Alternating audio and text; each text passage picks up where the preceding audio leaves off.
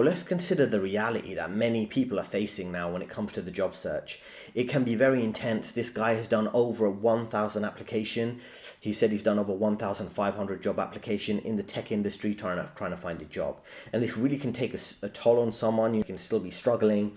And these layoffs, they're going to get worse next year, and it's worthwhile learning from him and his experience. So let's listen to how real it can get when you are desperately seeking a job and you're making thousands of applications.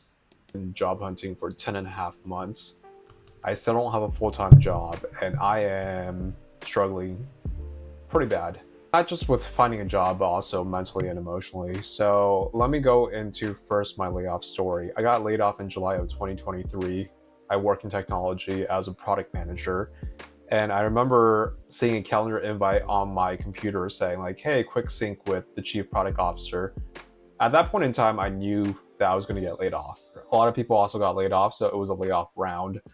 So overall, I would say my honest read on the situation is, was it performance related? I would say no, because there are a lot of people that got laid off.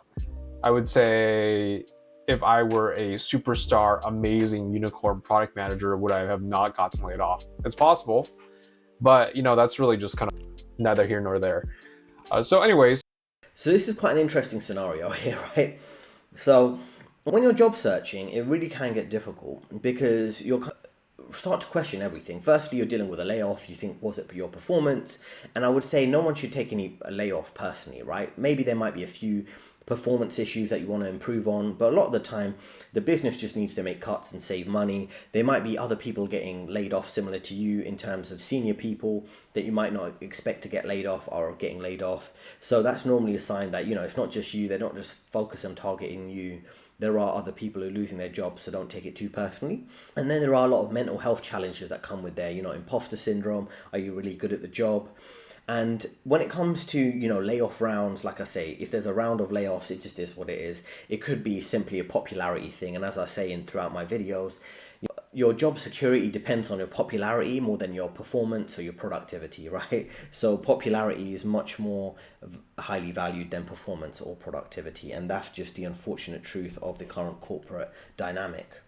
Right, and that's why it's important you don't overwork yourself, you don't sacrifice your health just for the sake of having a good paying job, because often you could be laid off even if you're doing excellent performance and excellent productivity just because someone doesn't like you.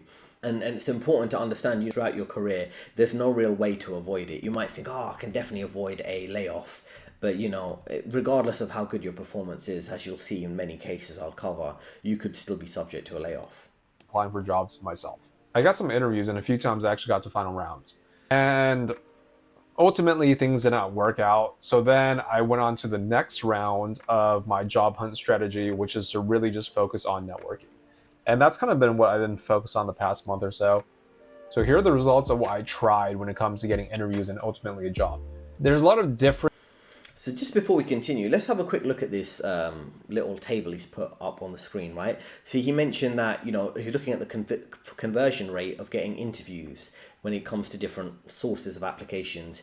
He's reaching out to recruiters from the company, recruiters, third-party recruiters, networking and referrals, direct job applications, using job applications with a virtual assistant who would help him, and using AI, right? And he mentions, and I've kind of skipped a bit here, the AI applications wasn't great, and the conversion rate, as you can see, is 0.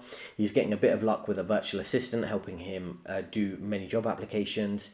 Direct job applications are only 5, and then, as you'd expect, networking referrals a bit higher than that at 20%. And then recruiter outreach is 40%, and outreach directly from the company is 80%. So that's what you'd expect, right? And that's why through my career coaching service, I help you improve your personal professional branding, whether it's through your CVs, your cover letters, your LinkedIn profiles. And then through optimizing that, a lot of recruiters will reach out to you, say from LinkedIn, because your profile will have the right keywords to get their attention and engage with them to help find you opportunities. So recruiters really are a key role to play when it comes to your job search, even though you might be thinking, applying directly is good, but recruiters can typically take a CV of someone who's a good candidate and put it in front of the hiring manager and really help you put you to the top of that pile of CVs to help you get the job that you're looking for, right? So that's very important. So let's have a look at his other experience here.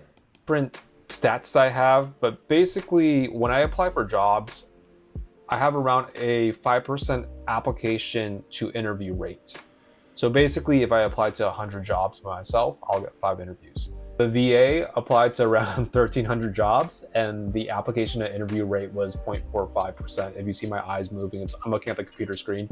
For networking referrals, back in the day, before this crazy job market in tech, I would always get an interview if I got referred. This dropped down to 20%. So if I got a referral, basically 20% of the time, I'll actually get an interview. So that was interesting.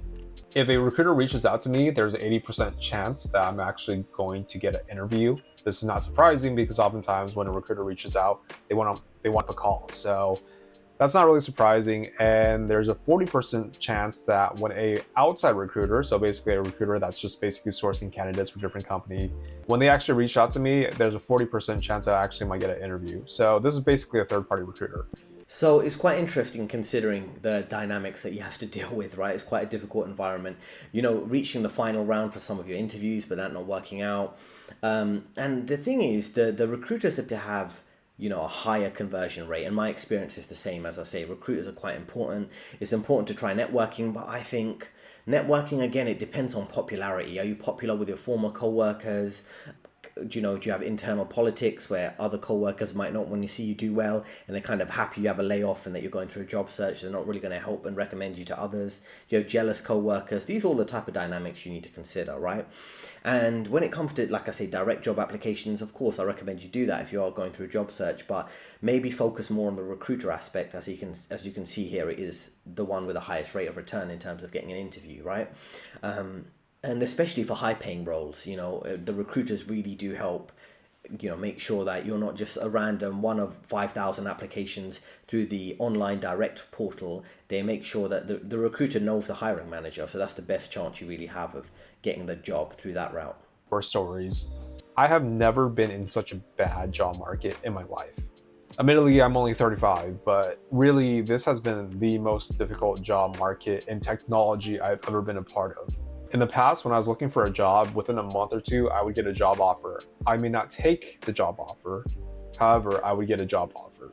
So he's comparing this time to previous instances, and that's why it's quite important for all of you listening to me right now to be aware of, how bad the layoffs could get moving forward and how you could be out of a job for, say, not just 3 to 4 months, but like 6 to 12 months, right? So it's a rough job market, and this guy's 35, so it's not like he's facing ageism. It's not like he's 40 or 50 where, might be even more difficult to get a job because there's a bit of a bias against older people. And yeah, I would just say, definitely take that into account, in terms of how you save, budget, invest, the likelihood of long-term unemployment, even for highly skilled, qualified people, is quite high in this current world we're living in. Completely dysfunctional economy, completely ridiculous hiring and promotion practices. As we see, it depends on popularity, nepotism, favoritism. If you're a DEI hire, gender equality, which is kind of biased against men. So there's all sorts of dynamics that are at work here that have very little to do with productivity, performance, ability to be a good quality human being who works hard, right? That's those type of skills or those type of attributes put you at the bottom of the pile when it comes to job applications. So basically, I went through all the interview rounds, pretty normal, nothing like crazy, and I felt like I was going to get an offer, but then they completely ghosted me. So I finished all the rounds. I thought it went well. I never got any feedback from them. So around 1 to 2 months later, they actually just sent this stock rejection notice. And I was just like, why the hell will you send me this? At this point in time, you might as well just not contact me. Funny thing is, after sending that rejection notice, like 2 to 3 weeks later, they reached back out to me. The head of technology reaches back out to me saying like, hey, you were our second option. The other person didn't work out. Are you still open to a conversation and getting an offer? So I'm like, sure, I'm happy to talk about it, but I have some concerns. So I end up having a call with, the head of technology. Then I have a call with a product team member, and the product team member kind of works to assuage my fears and concerns. And he's like, hey, if you really want to offer, I'm more than happy to send you the offer. I was like, yeah, I would love to see an offer in writing. And what ends up happening is this person ghosts me. So this company basically ghosted me after I went through final rounds. They reached back out to me saying they want to give me an offer. They say they're going to give me an offer and they ghost me again. The sad thing about all this actually is the person that I spoke to at the end, the product team member, the reason why I got this interview with this company in the first place is because I networked with this product person. So I actually thought him and I were at least cool, or at least we would have common courtesy with each other. But for him to also basically ghost me, that wasn't a good feeling. It really made me feel like they just didn't really value my efforts, or they just didn't care. And ultimately, is that a company I would want to work for? Absolutely not. But it's still stuff. So there's an interesting perspective here that he's expressing in terms of, having a job offer, having it fall through, dealing with rejections, and my experience at some of these companies, fintech companies. He's in the tech industry. I've been, interviewed at finance tech companies. I'm sure you're aware of that. And what I realized is sometimes they drag out these interviews. You have I've had 9 or 10 interviews at one particular crypto company, and I really wanted to work there. Actually, it seemed like it was growing and they had a bit more of a smart casual kind of, a bit more of a relaxed work environment, but it's still interesting work, and it'd be great to have that on my CV as some experience, right, working there for several years. But then they're really dragging out the interviews, and when they drag out interviews, you have to think, why is that? Have they got other candidates? Are they looking for another candidate and they're waiting for them to say yes before they take you out the interview process? Because after the point you've done 9 or 10 interviews with people at different levels of seniority, it doesn't really take much more to figure out whether they want to hire you or not. So it just becomes ridiculous after a point. I had an interview with so many people where all the interviews were through Zoom. I was currently at home at the time and I was traveling, and then I had to do some interviews from a hotel room over Zoom. It just became ridiculous after a point. It's like if I've interviewed with your C-level executives, and before that I've interviewed with who would be my direct manager, the equivalent team members in London, New York, some contacts in Asia. It's like, how many people do you need to speak with me? HR, two other HR contacts. There's nothing more that you need, and this is the ridiculousness of a lot of these, not only job applications but the interview processes.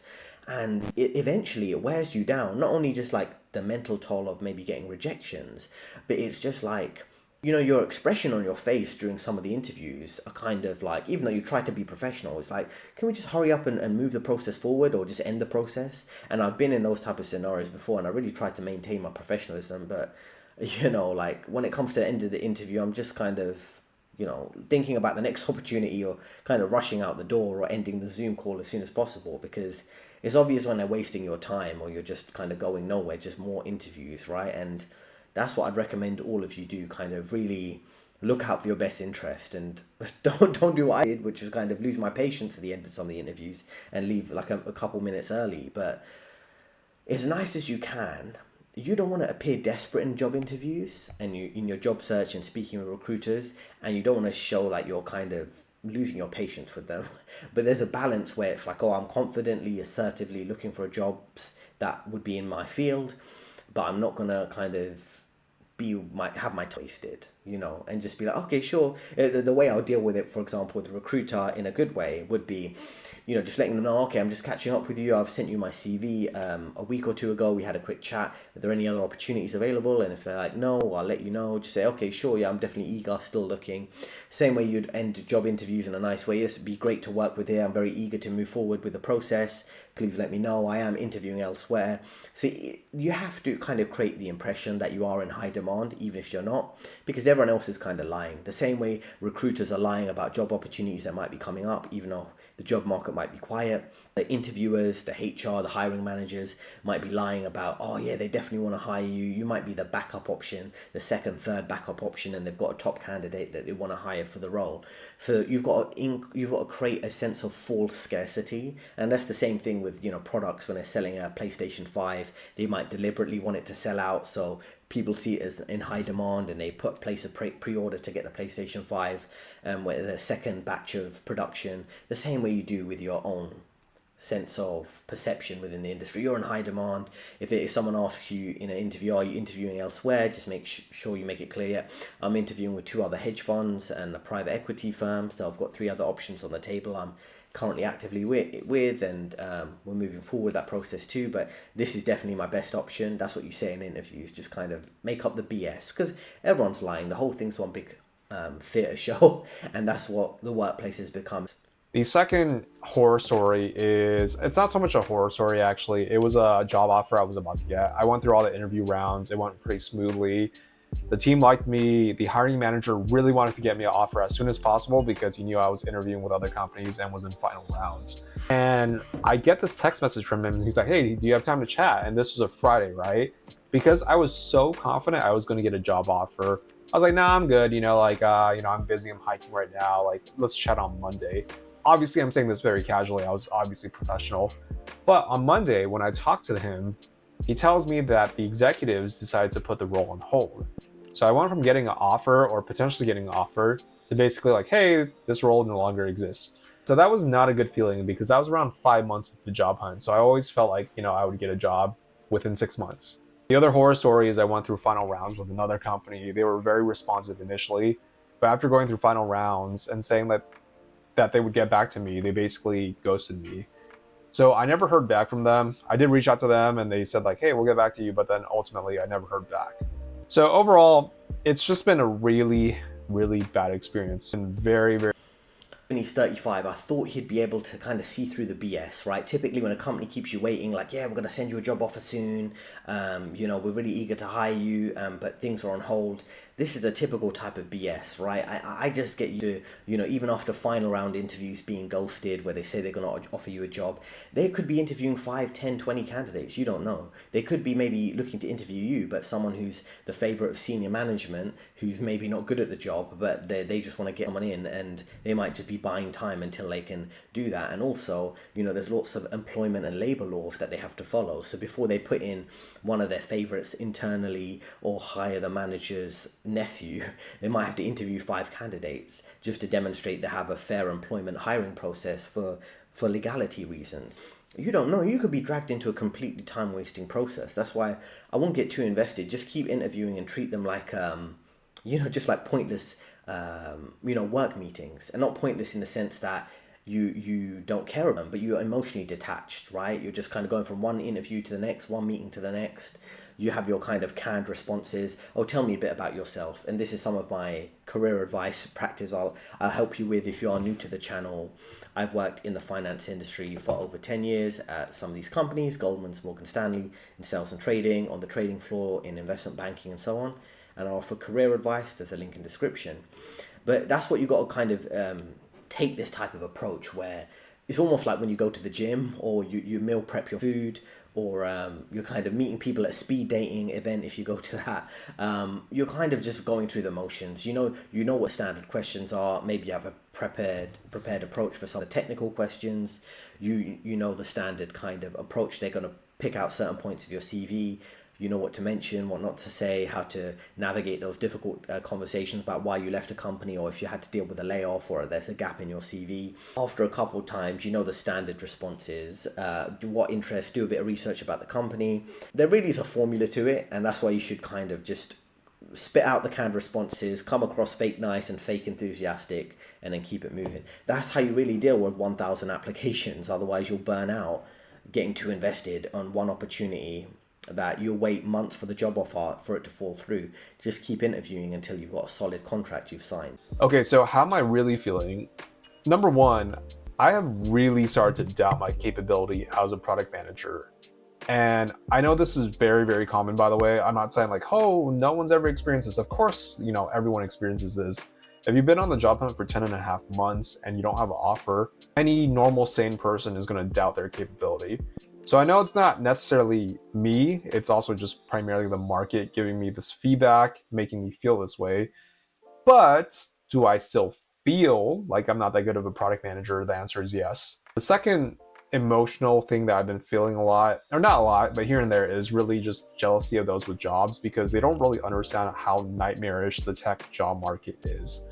I'm also just jealous of how, number one, they're making money, but number two, how they're able to maintain or advance their career. So I feel like I'm being left behind, and it's not fair for me to kind of put that pressure on myself, but I do feel that, and I'm just being really real here. The third thing that I feel is I wonder if I should just switch out of technology completely. Tech does go through different cycles. There's booms and busts. Like there was the 2008 crisis. There was also the 2001 .com bust, etc. But this whole experience is making me think like, dude, I just don't want to deal with this industry. Like, it's just exhausting. I'm also just kind of considering, maybe not seriously, but I have thought about switching out of technology. The positive thing that's come out of this is making me really audit, what do I want in a career? What do I find fulfilling? Is a tech career actually going to be fulfilling me? Is a product career in technology going to be fulfilling for me? So a lot of questions have been swirling in my head. So this is a very difficult kind of realization that a lot of people are coming to, right? And firstly, I'd say if you are in a high-paying career, often you'd want to have a high-paid, high-end lifestyle, right? You might think, okay, you're working in tech, you're getting paid 200K a year, similar in finance or similar type of high salaries. I would say just assume that you might have to face, like I say, long-term unemployment at some point in your career. So don't live like someone who's making $200,000 a year. Live like someone who's making $70 to $80,000 a year, and then you're saving everything and investing everything because you might go through a period, like I say, 6 to 12 months or more of unemployment. And I know that's a difficult realization, and there's a lot of mental health issues that are occurring because of this difficult job market. And you start to guess things, right? So, and I've dealt with like this and spoke with clients about it too, where maybe someone has a bad experience at a company and they're part of a layoff and they're looking for their next job. But what they don't realize is that because they might have a particular bad relationship with one or two people from that one company that they were laid off from, that one or two bad experiences, those employees, they might have friends throughout the industry, and then before you know, they start gossiping and saying negative things about you. And I've noticed this, with several cases, right? And then all of a sudden, your one bad experience at one company means that all of a sudden a bunch of other top companies don't want to hire you or even interview you, and you don't know why, and you've kind of behind the scenes been blackballed by negative gossip about your work quality. And it's not because your work quality is bad, you might just not be popular with some of the co-workers and they've ruined your reputation in the industry. And in terms of not being able to progress in life, I think this is a common feature for many people now, because even if you do get that high paying job, you might be reluctant to put that a massive down payment to buy a house and get married and have kids, because if you do lose that job, your entire life is turned upside down. And that's why, as difficult as it is, it's important to, I would say, pursue somewhat of a minimalist lifestyle. So really think carefully, even if you can afford to be in a position to make some investments, think about the stability of that. Think about what would happen if you're living just beneath your means or living way within your means. And that's why I say minimalism is important. And many people are going to have to come to this harsh reality that you can't really progress your life in this system. It's deliberately designed to prevent family formation, people having kids, buying houses. That's why all these small apartments are being built, because this system effectively doesn't want people to reproduce. It just wants them to work and consume. Work at your city corporate job that even if it pays well, the living costs are so high it doesn't really count for anything. And then what do you do in your free time? Well, you live in a small apartment, you could only afford to be a consumer. Really, you can't afford to have kids or don't have the space for it. So you might just go work your job, go in the evening and order Uber Eats or some equivalent of that, watch Netflix. That's what this system is designed to turn people into workers and consumers, and no real progress in terms of life growth, right, and life development. And that's why it's important to always look for alternatives, right? And there's something, career goals, life goals provide through my career coaching service, is thinking about the bigger picture so you don't get caught up too emotionally in this layoff roller coaster, because it really is a layoff in roller coaster, right? And that's kind of the conclusion here. You need to budget, save, and invest in terms of long-term financial stability for yourself. And then also you need to think about your exit strategy, and that's when it comes back to, like I say, my career coaching service. How can you really build a life that you actually want to live, that you're not under constant pressure? Will I keep my job? Can I pay off that mortgage or that rent I need to pay? How long is it sustainable for? You can't really live your life in this very unstable system that's been deliberately destabilized by, people who run the system who are very evil, for lack of a better word, right? So if you want some genuine career advice, feel free to reach out to me, link in description. 2 recommended videos on your screen right now. Let me know how you find the layoffs and job search right now in the market in the comments section, and I'll see you next time.